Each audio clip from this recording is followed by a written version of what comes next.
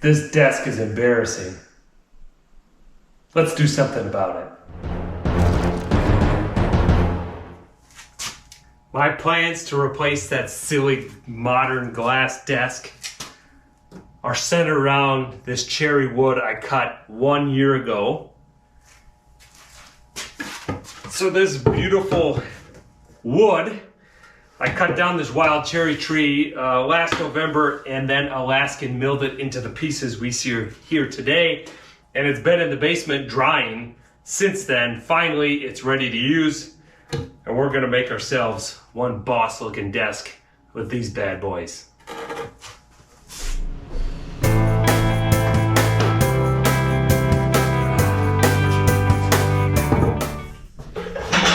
I'm back on my desk project and I've decided I'm going to make the top of it one piece. So I need to glue these boards together. This is not the easiest thing to do because I don't have a big table saw. I don't have a jointer to prepare these edges to glue together. They need to be square and straight, ideally perfect, to get a nice glue joint between them.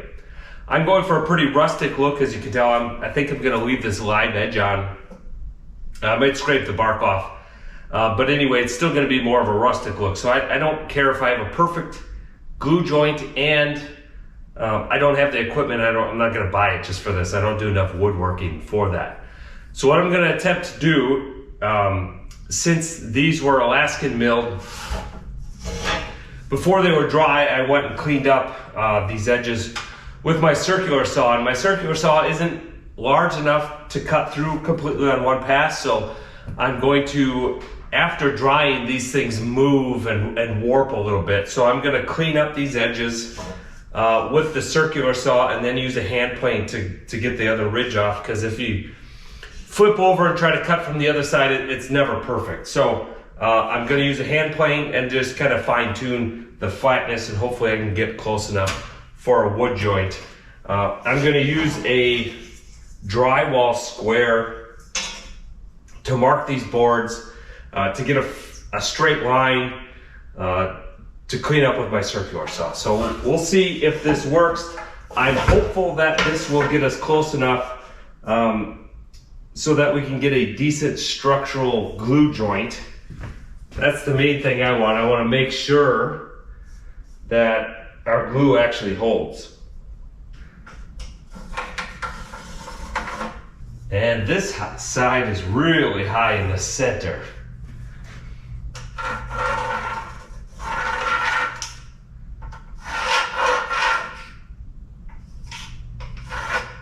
Now normally, if your boards aren't as thick, you can get away with some of this, warping and pull it in with clamps, but these are such chunky pieces, I don't think I'm gonna be able to pull much with the clamps, so I gotta be pretty close to begin with, and the clamps should get me that last little bit if we need it.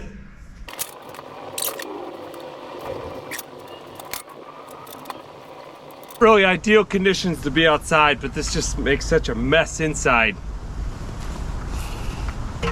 Gotta do it outside.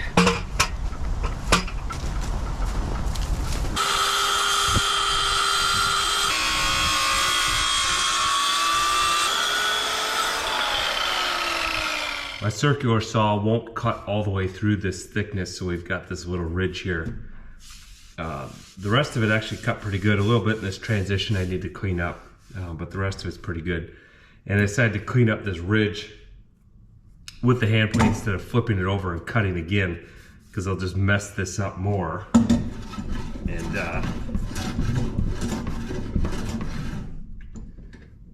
And who doesn't want to do more hand planing?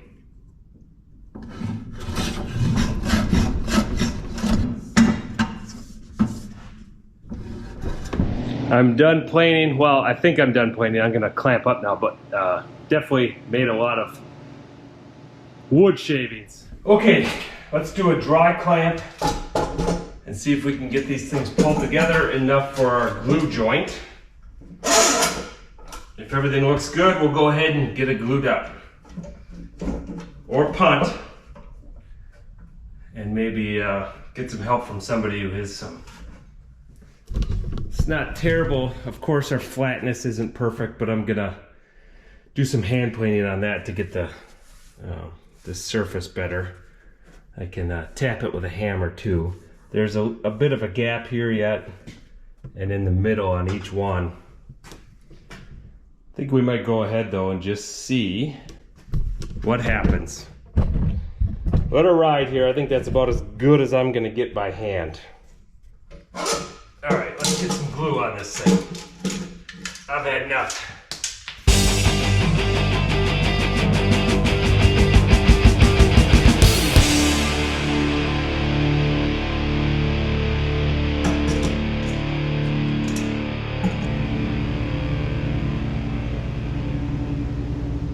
Okay, let's declamp.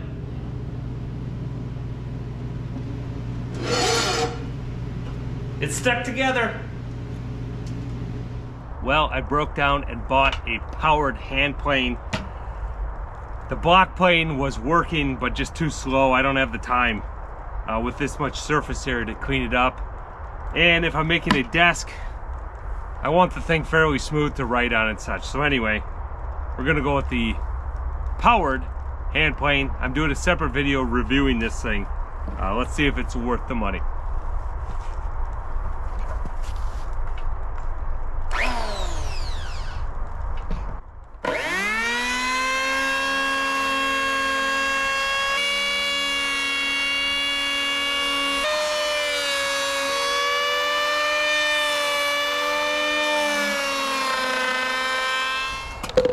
So far so good. It's got plenty of power. It's smooth. The bed is nice. I'll put a square on this and see how we end up, how good we end up in flat. Obviously that has a lot to do with me and my technique. This is my first time using a powered planer. The block plane, you can kind of go willy-nilly and it's not taking too much off.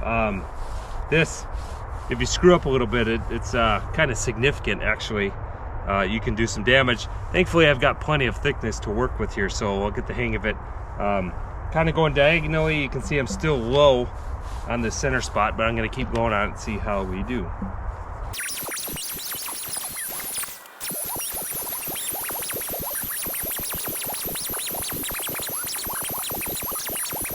Well, that takes a little bit of skill and a little get used to. It's not just like feeding this thing into a big planer where it does it all on its own. You're taking these little cuts, so it's not perfect, I don't think.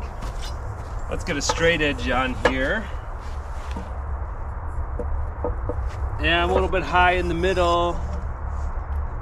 Pretty darn good there. A little high in the middle.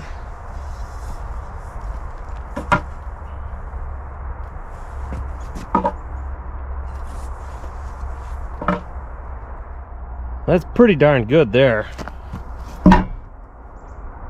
Not awesome there. I'm a little low here.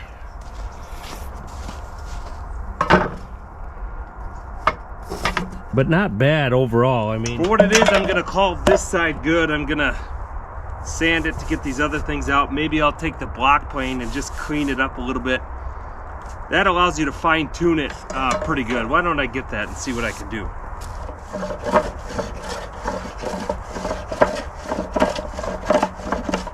All right, this thing did save me quite a bit of time. I just touched it up with the hand plane afterwards to get it a little bit better. I still have a little bit of some marks in there from planing and stuff like that. I'm gonna leave those in. I'm gonna sand it, give it a little bit of a rustic look, but I'm gonna take the hard edges off that. So the next step is stain this thing and get it protected. Then we got to get the support structure. Okay, I put in a little wood filler into my glue joints because they were far from perfect. I'm just gonna touch everything up with a hand sand here, and then we'll get some stain on this thing.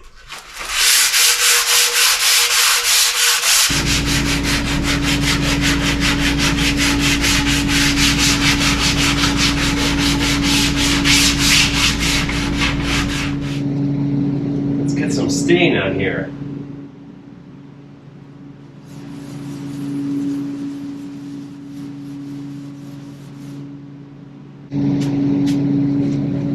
Oh, that's looking pretty awesome. Min-Wax wipe-on poly. First time I used this, I used tung oil, things like that. I'm assuming it's similar to that, but with some urethane in it, polyurethane, a polymer. To me, one of the biggest pains of doing polyurethane, straight up polyurethane, is dealing with the brushes and multiple coats. I don't mind doing multiple coats, but now seems like you're constantly cleaning out that brush. I don't like to do that. And that's more of a formal finish. I want something a little more rustic for our live edge desk here. So we're gonna give this a go.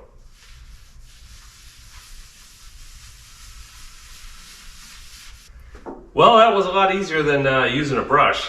So it's got that going for it. We'll see how this turns out. It's drying pretty quick. I'll do multiple coats here, at least 2, maybe more. We'll see how this turns out. I'm all done with the desktop, and it turned out better than I anticipated. I mean, that rub-on poly, or what, that wipe-on poly worked out good. We're fully dry, protected. This looks great. Let's get a base on this thing and get our desk done. What I'm using for the base of the desk is some black pipe and fittings.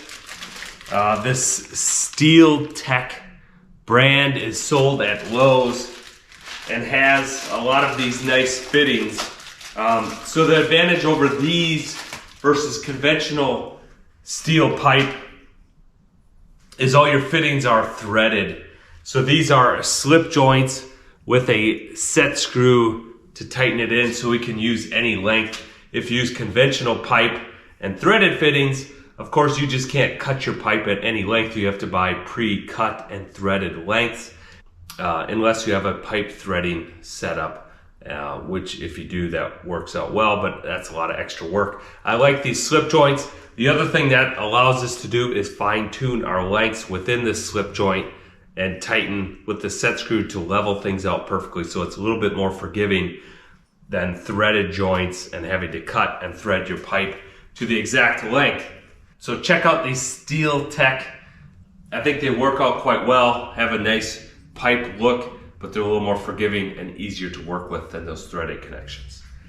All right, let's get to it. I've got my pipe. I may have to make a couple cuts. I'm going to assemble this separate, then set it on our desktop. Wow, this company actually makes labels that you can get off of the pipe. Isn't that a novel concept?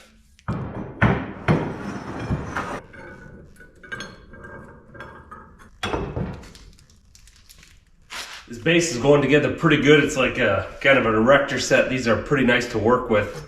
It's not the cheapest thing ever. I think all this pipe and fittings together is about $120.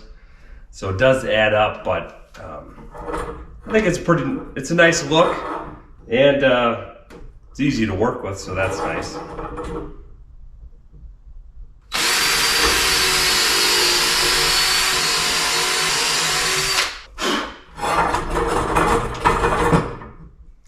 We are so close.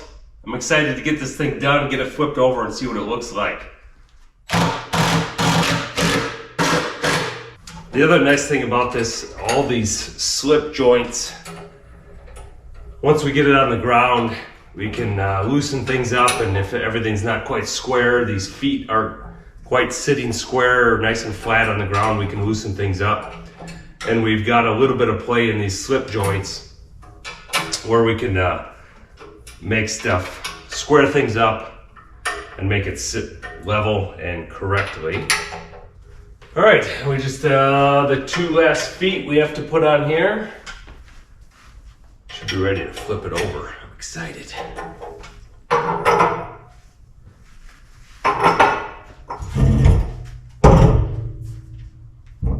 I gotta say I'm a little biased because I made it, but I think it looks pretty darn nice. That solid cherry top. A little bit of rustic look to it, but modern, nice and flat on the top. That wipe-on poly gives it a nice look. let's get it in my workspace, see how it looks there. Pretty big difference between my old desk and the new one. I felt like this one was a little bit undersized for me. I like having a little taller desk so I can actually put my seat up and have my legs at the right angle. That was pretty easy. Now it's rock solid. Well, this desk certainly looks better than the old one. It's more sturdy, has more space on it. I think I'll probably add another monitor here now that I have the room. But very happy with how this turned out. I was able to take a wild cherry tree, cut it down, Alaskan milled the lumber, and turn it into a desk for myself. Not many things more satisfying than that in life. If you found some value in the video, please consider subscribing to my channel, hitting the like button on the video, add a comment down below. Tell me what you did with your Alaskan lumber. It's all good. You don't have to do exactly what I did. In fact, I encourage you to do something different, make it your own. But I hope you took a few ideas from what I did and make it better. Thanks for watching. Adios. I've decided to take this down about 4 inches, so I'm just going to take one leg out at a time, cut 4 inches off on it, and put it back so then I don't take it all apart. Yeah, that was pretty easy.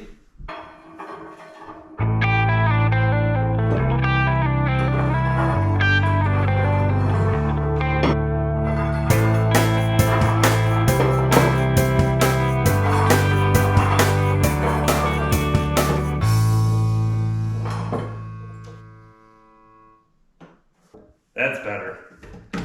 Just right.